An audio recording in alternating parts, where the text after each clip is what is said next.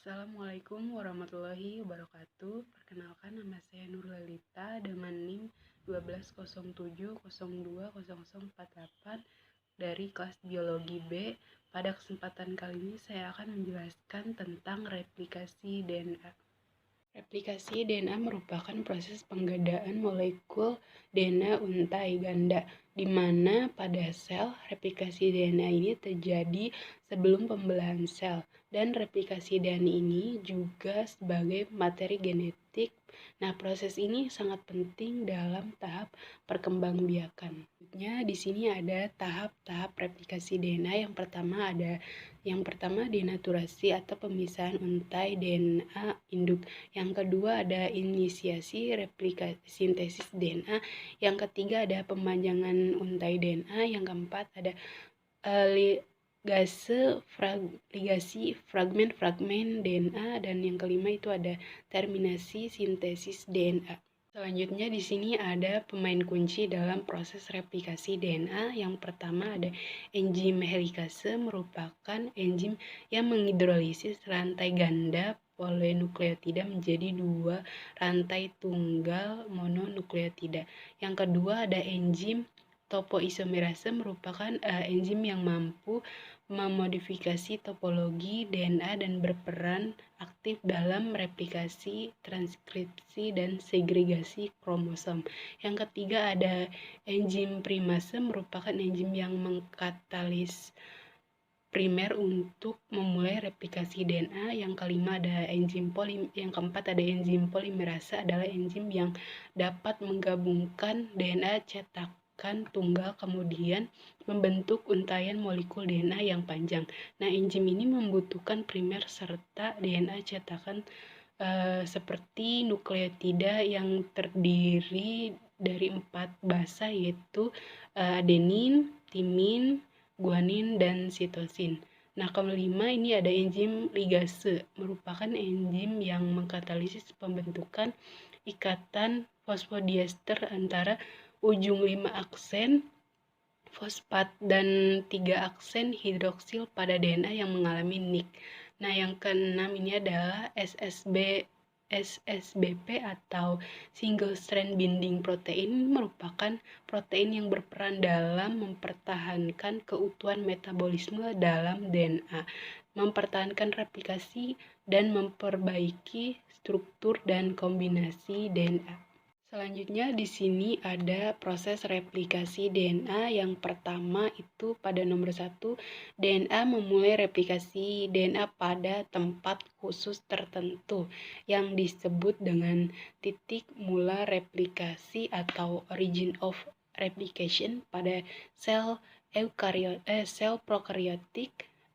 Biasanya origin of replication ini hanya satu titik pada setiap DNA yang direplikasi, tetapi pada kebanyakan sel eukariotik, origin of replication ini memiliki beberapa titik yang bisa mencapai beberapa ratus titik dengan tujuan untuk mempercepat proses replikasi. Enzim helikase membuka untai DNA menjadi 2 bagian yang dimulai dari origin of replication. Nah, pembukaan ini berlangsung terus-menerus sampai proses replikasi selesai dari arah 5 aksen menuju ke 3 aksen. Nah, untuk nomor 2 ini sebuah protein pengikat yang dinamakan dengan single strand binding protein ini mengikat bagian DNA yang terpisah untuk menstabilkan untai DNA yang sudah terpisah.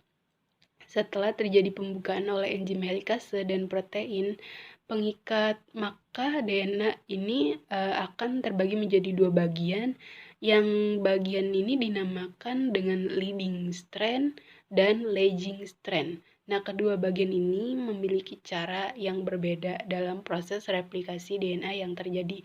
Nah, untuk nomor 3 ini ada leading strand, di mana proses replikasi ini dimulai dari arah 3 aksen menuju ke 5 aksen yang dibantu oleh enzim DNA polimerase 3 untuk melakukan proses replikasi DNA. Nah, sehingga terbentuk untai DNA baru dengan arah 5 aksen menuju 3 aksen. Nah, proses yang terjadi dari bagian leading strand ini terjadi dengan sangat mulus tanpa ada hambatan sama sekali. Nah, kemudian ada lagging strand. Nah, lagging strand ini memulai berlawanan dengan proses replikasi yang terjadi pada bagian leading strand, yaitu dari arah 3 aksen menuju ke 5 aksen. Nah, proses ini diawali dengan enzim primase yang membentuk bagian baru yang dinamakan primer RNA ini memiliki proses berlangsung terus-menerus pada pembentukan primer ini putus-putus di bagian tertentu. Nah, untuk selanjutnya pada nomor 5 ini DNA polimerase 3 ini memulai tugasnya untuk membentuk bagian-bagian yang terputus-putus ini di antara primer DNA yang terbentuk oleh enzim primase. Nah, yang keenam selanjutnya perbedaan sel replikasi DNA prokariotik dan eukariotik. Yang pertama ada lokasi di mana terjadinya pada prekariotik itu terjadi di sitoplasma, sedangkan eukariotik terjadi di nukleus. Selanjutnya ada jumlah kromosom dan replikasi DNA ini terjadi pada prokariotik ini tersusun menjadi satu kromosom, sedangkan eukariotik ini tersusun ke banyak kromosom. Kemudian organel DNA ini pada replikasi DNA prokariotik ini tidak ditemukan di dalam organel, sedangkan eukariotik ini ditemukan di dalam kloroplas dan juga mitokondria. Kemudian ada replikasi DNA pada prokariotik ini terjadinya di sitoplasma dan pada eukariotik ini terjadi di nukleus. Sedangkan selanjutnya ada asal replikasi DNA pada prokariotik ini mengandung asal replikasi tunggal, sedangkan pada eukariotik ini kromosom eukariotik mengandung banyak asal replikasi. Mungkin itu saja yang dapat saya sampaikan. Wassalamualaikum warahmatullahi wabarakatuh. Terima kasih.